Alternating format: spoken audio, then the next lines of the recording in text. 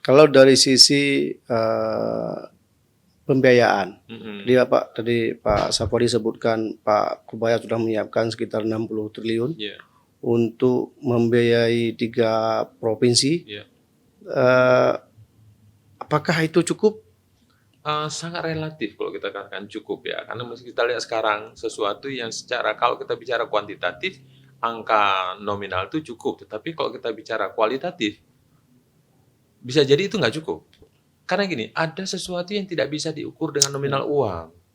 Kalau Kan. untuk fisik Pak, pembangunan Untuk fisik, fisik relatif juga saya katakan. Ini mhm, kan Pak Purbaya, Pak Menteri Keuangan menyiapkan untuk tahun 2026. ya, Sementara untuk rehab rekon ini saya teramat sangat yakin nggak cukup setahun. ya, ya, Sehingga bisa jadi di tahun 2027 akan ditambah lagi, 2028 ditambah lagi. mhm. Jadi kalau dikatakan cukup, mungkin untuk tahap setahun ini supaya ada proses percepatan penanganan memadai, dan itu sangat tergantung dari perkembangan situasi di lapangan.